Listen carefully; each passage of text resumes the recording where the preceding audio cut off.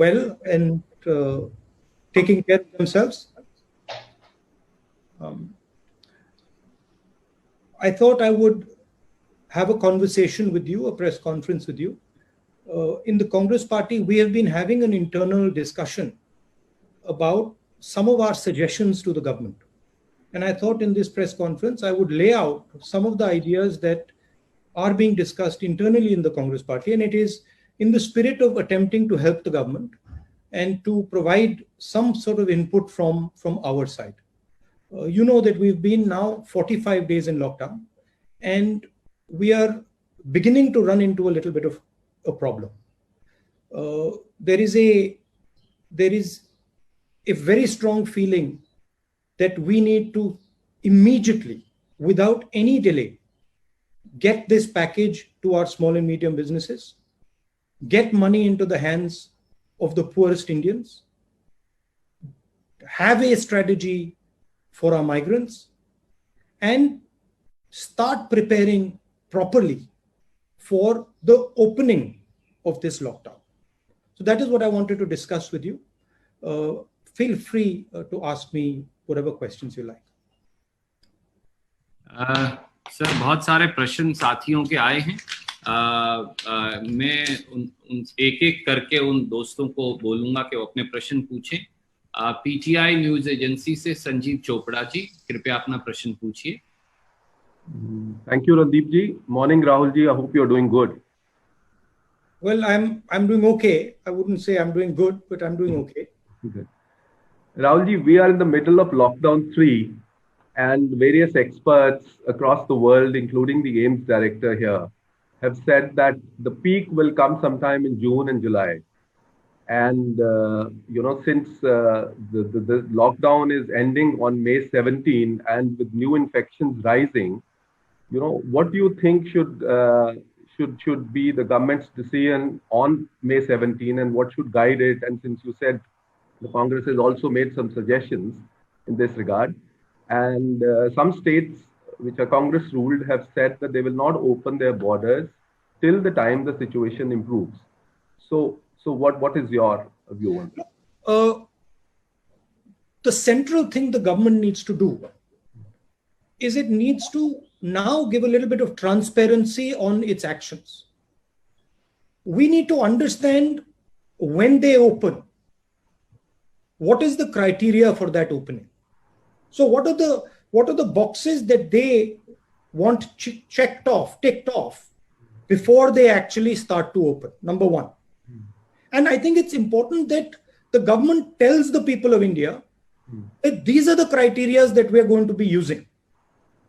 And if these criteria are met, then we are going to open. Second, we simply cannot continue without providing support to the people who are suffering as a result of this lockdown. And the thing that is most important to understand that the lockdown is not simply a switching on a key and getting rid of the lockdown. Lockdown requires a number of things to happen. It requires a psychological change. Currently, the disease in India is seen as a very, very dangerous disease. And it is true. The disease is dangerous for certain groups of people. It is absolutely dangerous for older people. It is absolutely dangerous for people with diabetes, heart disease, hypertension, chronic infection, lung infection. But other than that, it is not a dangerous disease. So we are going to have to make a psychological change in the mind of our people. Currently, the people are very scared of the disease. The government, if it wants to open up, it has to turn this fear into a sense of confidence. Otherwise, you can open up and people won't go out. Finally, I'd like to say that the opening up is a transition. It's not an on-off switch, it is a transition. And you have to have a strategy for opening up. And this is what I said in my last press conference. And also I mentioned to the Prime Minister in my letter that please, this is not an on-off switch. This is a massive transition that is required. It will require coordination between state government, central government, DM, everybody, and most important, the people of India.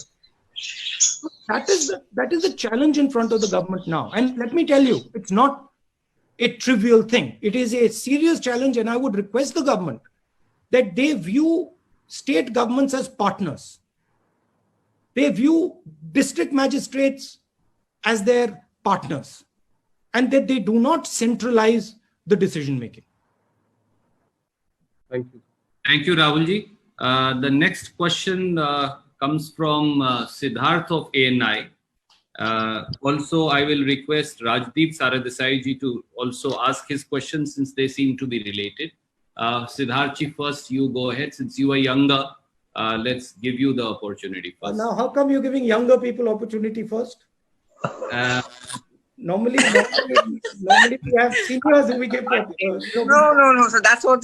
Rajdeep ji, It's okay, sir. It's okay. Senior, he's older. It's the age of the young. नमस्कार sir. नमस्कार।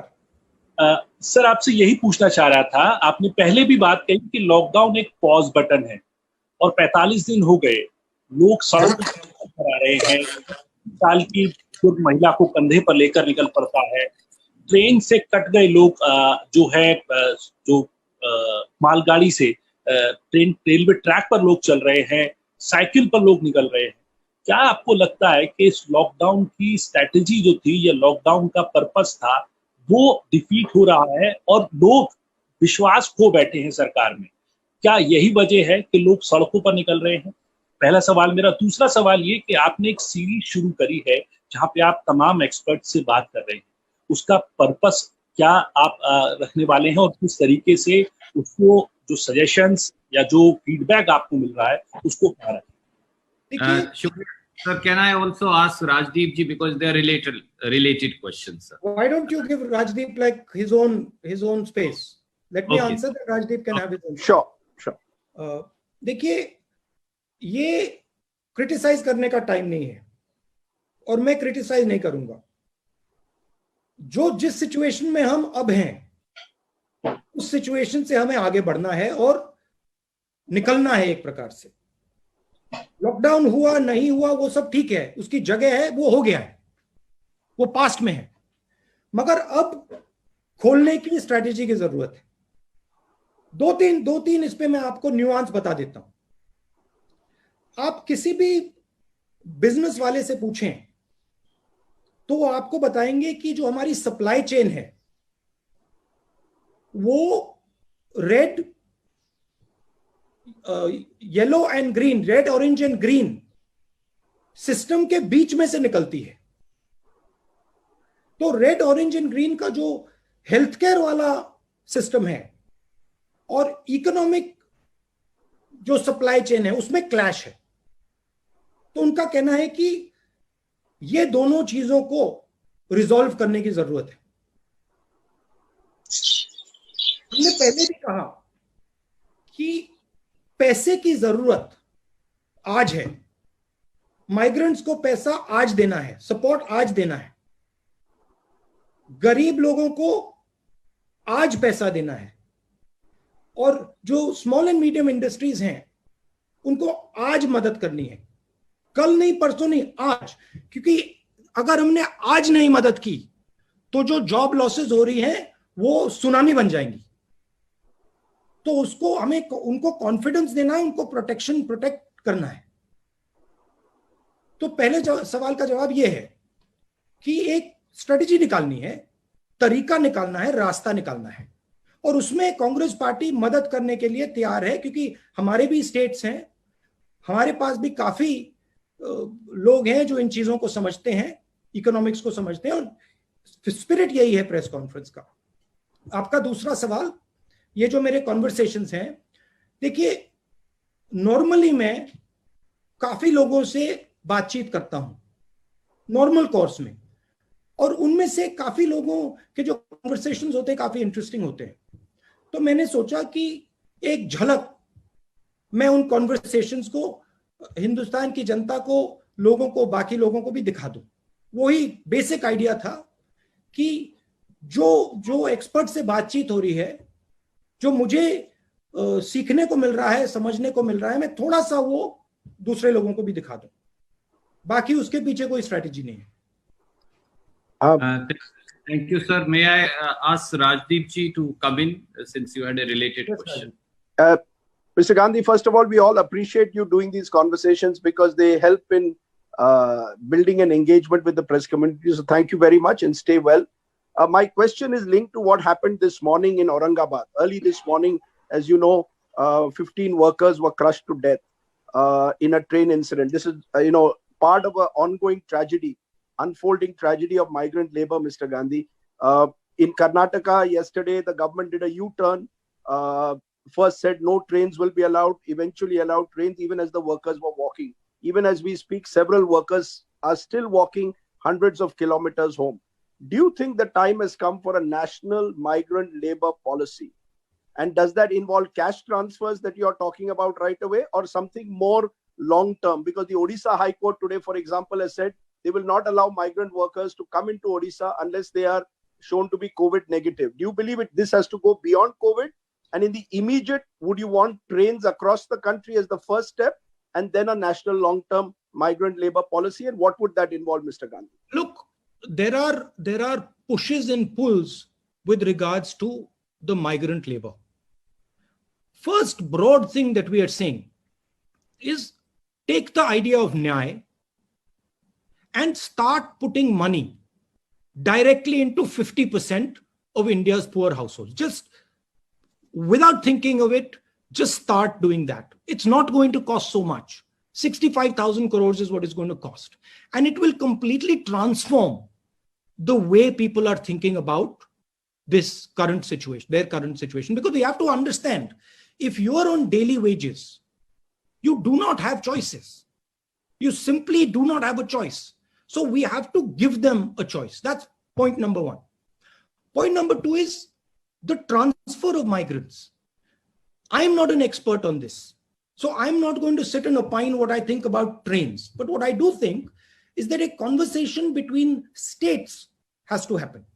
And these decisions have to be made with empathy towards migrants, with thinking about their rights, so not crushing their rights, but they have to happen between states and the center has to oversee them. The pain has to be reduced, absolutely. So you're saying the minimum income right away, Mr. Gandhi? Am I correct? I'm saying that we are in an emergency. We require absolutely the idea of Nike. Call it whatever you want. Call it something else. Call it Pradhan Mantri Yojana, whatever you want to do. But the idea of injecting immediately 7,500 rupees directly into 50% of Indian households is critical, and it's not such a big price. Second, the idea that we can simply let our job creators drown. This is not feasible. We have to protect them. We have to make sure that we give them a wage protection scheme, 1 lakh crore wage protection scheme, and 1 lakh crore credit guarantee scheme to MSMEs. And then we have to give them 6-month interest subsidy. So we have to build a wall for them so that they can fight what is coming. We have to give them we have to build a financial support behind them. Look, it is pretty clear that a lot of these companies are going to go down. If we do not do anything, massive number of them are going to go down. So we have to ensure that we build a wall and we protect as many of them as possible. Now, there's another thing here, which is something important, that when we think about India's business system, we cannot simply say MSMEs, and not big business, because there is a link between big business and MSMEs. Most of the stuff the MSMEs supply goes to big business. So if your big business isn't firing, your MSMEs can't fire. So there has to be a view where we are thinking systemically, where we are working to start the economy, where we are certainly giving much more benefit to the small and medium industry, but we're also keeping in mind that there is a link between large business and small and medium business. And if we suddenly say, okay, only SMM, only small business is going to be helped and big business is going to be left to its own devices, we'll actually harm small business as well. Thing to understand in this current situation is everything is connected. And if you want to start the engine, you cannot think of starting just one part of the engine. You've got to start the whole engine.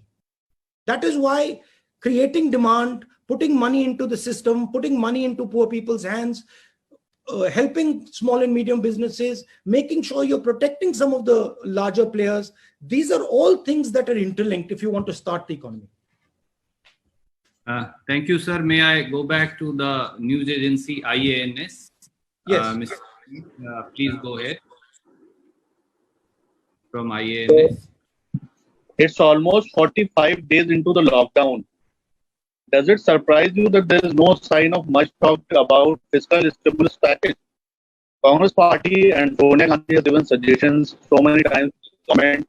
In fact, Congress president has written many letters and asking for a special package. We haven't still heard from the government anything about fiscal deficit, fiscal assistance package.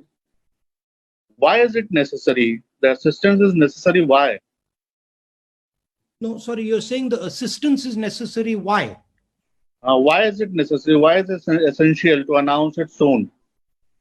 Because the Indian economy stopped. Because businesses are collapsing. And you need to create demand immediately.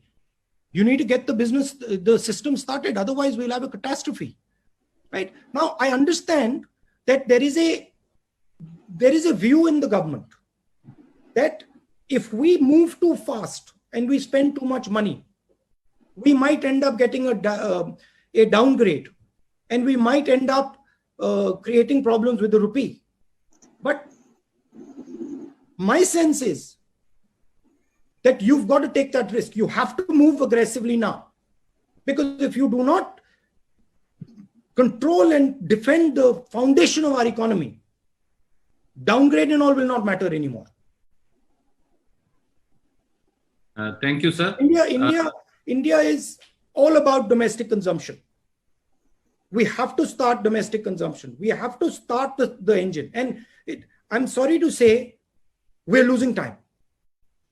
And the more time we lose, the worse the impact is going to be.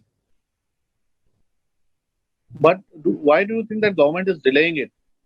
I said to you that there is a sense in the government that creating a large deficit will create problems externally as far as the rupee is concerned, and as far as downgrading of our country is concerned. But I think the government needs to stop worrying about that and move quickly to protect the heart of our economy. Thank you, sir. From PTI भाषा, अनवर जी कृपया अपना सवाल पूछिए. Sir नमस्कार. Sir आप बार बार जो है decentralisation की बात कर रहे हैं. उस संदर्भ में आपको क्या लगता है जो केंद्र सरकार का रुख रहा है अब तक राज्यों के प्रति, उसे आप कैसे देखते हैं? और जो प्रधानमंत्री की एक कोट अनकोट स्ट्रांग लीडर की जो छवि है, उसका संकट के इस समय कितना फायदा और कितना नुकसान हुआ है आपके नजरिए में? Thank you sir. देखिए, फ्रैंकली अगर आप मुझे पूछें, देखिए प्राइम मिनिस्टर की स्टाइल है और वो उसकी जगह है, वो उनका तरीका है, उनका स्टाइल है.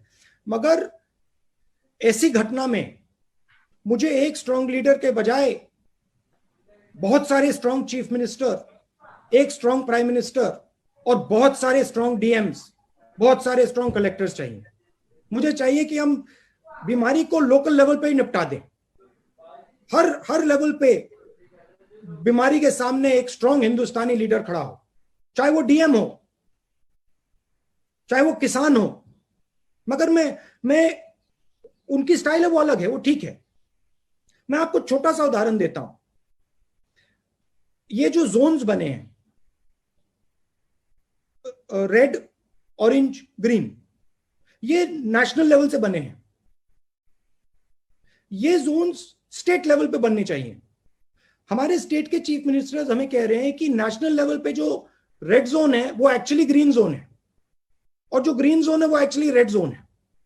तो इंफॉर्मेशन स्टेट लेवल लीडर्स के पास है। तो जरूरी है कि जो हमारे जोन्स बन रही है, छोटा सा उदाहरण दिया है, जो हमारे जोन्स बन रहे हैं वो एक्चुअली डीएम और चीफ मिनिस्टर के बेसिस पे बनने चाहिए। डीएम के पास इंफॉर्मेशन है, चीफ मिनिस्टर के पास इंफॉर्मेशन है, दिल्ली में ये इंफॉर्मेशन नहीं है। छोटा सा उदाहरण दिया।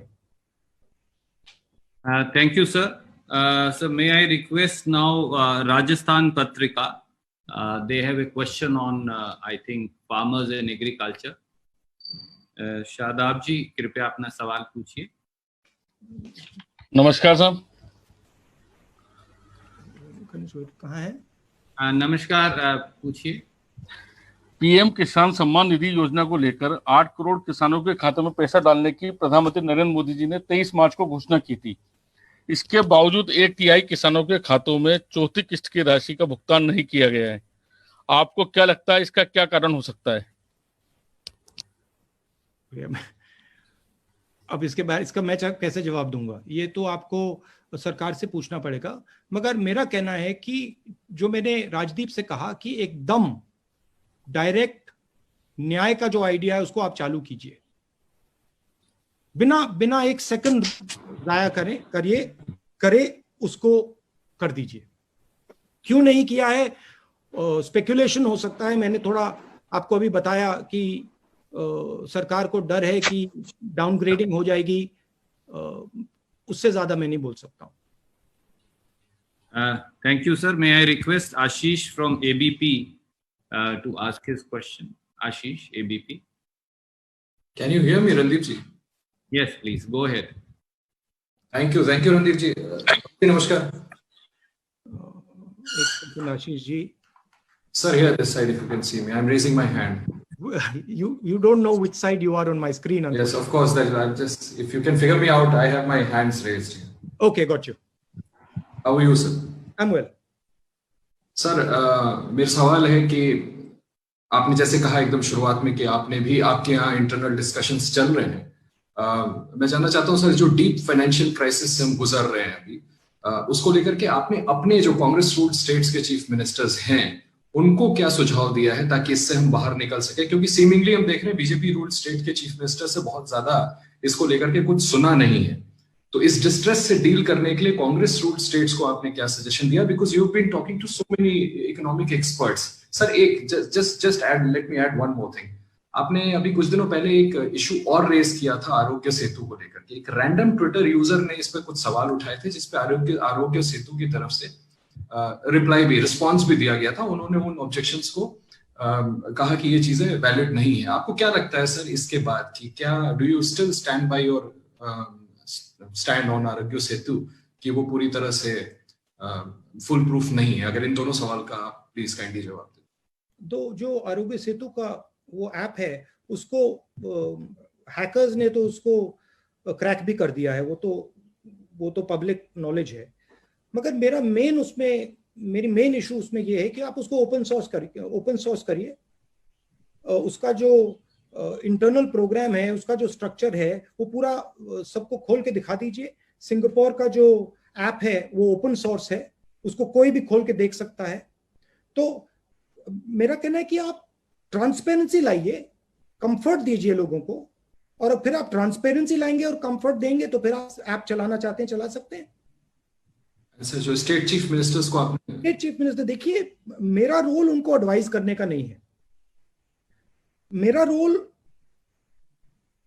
जो हमारे 3 चीफ मिनिस्टर्स हैं, मनमोहन सिंह जी कांग्रेस प्रेसिडेंट, हम सब कुछ ही दिन पहले हमने एक डिस्कशन किया और उस डिस्कशन में जनरली जो हमारे पंजाब, राजस्थान, पौंडीचेरी में जो छत्तीसगढ़ में जो सिचुएशन है उसके बारे में उन्होंने हमें ब्रीफ किया। उनका कहना था कि लड़ने के लिए डिसेंट्रलाइजेशन की जरूरत है, और उनका कहना था कि जो सरकार, सेंट्रल गवर्नमेंट से जो उनको पैसा मिलना चाहिए वो उनको मिल नहीं रहा है, तो उनको बोरो करने की जरूरत, बोरो करना पड़ रहा है, उससे उनको काफी मुश्किल हो रही है। ये बेसिक उनकी पोजीशन थी। और फिर अलग अलग स्टेट्स में अलग अलग इश्यूज थे। पंजाब में इशू था कि जो मैंने सप्लाई चेन की बात की, कि अगर आपने मेन सप्लाई चेन की जगह रेड कर दिया तो फिर मतलब वहां पे इकोनॉमी शुरू ही नहीं हो सकती। सर मतलब छत्तीसगढ़ में आपके स्टेट्स कैसे निकले, ये क्या सुझाव दिया आपने? क्या आप अपना अगला सवाल, 2 सवाल आप पूछ चुके हैं? नहीं, मैं देखिए, हमने उनसे कहा कि आप इंफॉर्मेशन लेके, डिस्ट्रिक्ट लेवल से इंफॉर्मेशन लेके डिस्कस करके इंडिविजुअल स्टेट की आप स्ट्रेटजी बनाइए। अगर इनपुट की जरूरत है तो हम पीरियोडिकली जो हमारे चीफ मिनिस्टर्स हैं उनको एक साथ बैठाकर डिस्कशन करके हम असिस्ट कर सकते हैं, बट हमने कोई ऊपर से फोर्सिबली कोई सजेशन नहीं दिया है। Thank you sir. Can I go to Mausami from Aaj Tak? मौसमी जी अपना सवाल पूछिए प्लीज। वेयर आर यू मौसमी? राहुल जी नमस्कार, आपको आवाज मिल रही है मेरी? हाँ, आप कहाँ हैं? जी मैं सीपी में बैठी हूँ, कैनॉट प्लेस में हम लोग का एक दफ्तर बना है आज तक का, तो वहाँ पे बाहर पेड़ के नीचे बैठ के आपसे सवाल कर रहे हैं। अच्छा बताइए। राहुल, आज तक आपसे ये सवाल करना चाहता है, एक तरफ लॉकडाउन 3 में कुछ रिलैक्सेशन हुए हैं, इकोनॉमी को खोलने की बात की गई है और कई रियायतें सरकार ने बरती हैं, दूसरी तरफ ये तस्वीरें भी सामने आ रही हैं कि अस्पतालों में डेड बॉडी क्लेम करने के लिए लोग नहीं आ रहे हैं, घरों में मौत हो जा रही है क्वारंटीन में और कोई लेने के लिए नहीं आ रहा है। स्वास्थ्य को लेके एक बहुत बड़ी त्रासदी जो है वो अनफोल्ड कर रही है। तो मैं पूछना चाह रही थी आपसे कि क्या केंद्र सरकार ट्रायल और एरर मेथड पे चल रही है, उसको नहीं मालूम है कि वो क्या कर रही है, और क्या ये हजारों लाखों लोगों की जान की और स्वास्थ्य की कीमत पर आई कांट हियर, थोड़ा लास्ट बिट फिर से रिपीट कीजिए मौसमी जी। मैं ये बोल रही थी राहुल कि क्या आपको लगता है कि सरकार ट्रायल और एरर मेथड पे चल रही है? जो रिलैक्सेशन किया गया इसको सोच समझ के करना चाहिए था। तमाम डॉक्टर अब जो है ड्यूटी पे नहीं आना चाहते हैं, दिल्ली के आधे डॉक्टर हरियाणा में फंसे हैं, तो एक स्वास्थ्य को लेके बड़ी त्रासदी अनफोल्ड कर रही है, डेड बॉडीज क्लेम नहीं हो रही है, लोग डरे हुए हैं। तो जो मानसिक रूप से आप कह रहे थे सेंसिटाइज करने की जरूरत है जनता को, क्या आपको लगता है कि सरकार ट्रायल और एरर पर चल रही है और हजारों लाखों लोगों का स्वास्थ्य और जान जो है वो दांव पर है? देखिए, अगर फेयरली बात बोली जाए तो जिस सिचुएशन में आज हिंदुस्तान है, नॉर्मल सिचुएशन नहीं है। अब जो नहीं, कहां गई? हाँ, ये नॉर्मल सिचुएशन नहीं है जी। तो कोई इसमें नॉर्मल सॉल्यूशन नहीं निकलने वाला है। मेरा कहना है कि सॉल्यूशन है। अगर हम डिसेंट्रलाइज करें और इस लड़ाई को डिस्ट्रिक्ट लेवल तक ले जाएं तो हिंदुस्तान सॉल्यूशन निकाल सकता है। अगर इस लड़ाई को हम पीएमओ में रखेंगे तो लड़ाई हारी जाएगी। तो प्राइम मिनिस्टर को पावर डिवॉल्व करना पड़ेगा। प्राइम मिनिस्टर को चीफ मिनिस्टर्स पर भरोसा करना पड़ेगा और चीफ मिनिस्टर्स को डीएम्स पर भरोसा करना ही पड़ेगा। और अगर हमने सेंट्रलाइज किया तो फिर कैलामिटी होने वाली है। मगर मैं आपको एक और बात बताना चाहता हूं जो मैंने पहले बोली। देखिए, लॉकडाउन ने सिर्फ हिंदुस्तान की नहीं, पूरी दुनिया की साइकोलॉजी बदल दी है जी। लॉकडाउन से पहले कोविड डेडली डिजीज नहीं थी। लॉकडाउन के बाद लोगों के दिमाग में कोविड डेडली डिजीज हो गई है। यह एक्चुअली गलत फहमी है। कोविड डेडली डिजीज है मगर 1% लोगों के लिए, और हमारा फर्ज बनता है कि हम उस 1% को पूरा प्रोटेक्शन दें और उनमें से एक व्यक्ति को बीमार ना होने दें। मगर हमारा यह भी फर्ज बनता है कि देश की जनता को बताना और समझाना कि 99% लोगों के लिए यह फेटल बीमारी नहीं है। यह प्रधानमंत्री को बहुत अग्रेसिवली करना चाहिए, हम सबको बहुत अग्रेसिवली करना चाहिए, क्योंकि आज हिंदुस्तान में, बाकी दुनिया में डर का माहौल है। और अगर हम लॉकडाउन को हटाना चाहते हैं, डर के माहौल को मिटाना ही पड़ेगा, नहीं तो आप सब कुछ खोल दो, कोई बाहर नहीं आने वाला है। तो मैं आपको भी, प्रेस वालों को भी ये मैसेज देना चाहता हूं कि आपको भी ये रियलिटी बतानी चाहिए कि 99% हिंदुस्तानियों के लिए ये डेंजरस डिजीज नहीं है। 1% 2% के लिए जरूर डेंजरस है। राहुल, रियलिटी सरकार से भी आई है। हकीकत ये भी है कि स्वास्थ्य मंत्रालय की प्रेस वार्ताएं लगातार अब पोस्टपोन और कैंसिल हो रही है, लगातार डबलिंग जो है वो उसका पीरियड कम होता जा रहा है और प्रेस वार्ता कम होती जा रही है सरकार की तरफ से। तो ऊपर से इंफॉर्मेशन नहीं आ रही है, ऐसे में मीडिया आगे क्या जानकारी दे, इससे और कियोस और पैनिक फैलता है। तो लगातार प्रधानमंत्री भी कर रहे हैं। मैं आपको अपनी साइड से बता देता हूं, फिर आप शायद माने ना माने। जितना आप इसको कम सेंसेशनलाइज करेंगे, जितना आप इसकी रियलिटी बताएंगे, उतना हिंदुस्तान को फायदा होगा। रियलिटी बड़ी क्लियर है, 1 to 2% के लिए डेंजरस डिजीज है,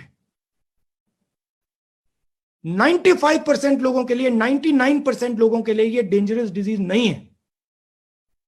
और ये जो माहौल, डर का माहौल है, इससे हमें निकलना ही पड़ेगा। और जितना जल्दी हम निकलेंगे उतना जल्दी हम नॉर्मेलिटी में जा सकते हैं। तो मेरी भी जिम्मेदारी बनती है, आपकी भी जिम्मेदारी बनती है, प्रधानमंत्री की भी बनती है। आज हमें ये सब भूल जाना है कि मैं जर्नलिस्ट हूं, मैं कांग्रेस पार्टी का हूं, मैं आरएसएस का हूं, मैं बीजेपी का हूं। नंबर 1 मैं हिंदुस्तानी हूं। हिंदुस्तान में डर मिटाना है और हिंदुस्तान की जो इकोनॉमिक सिस्टम है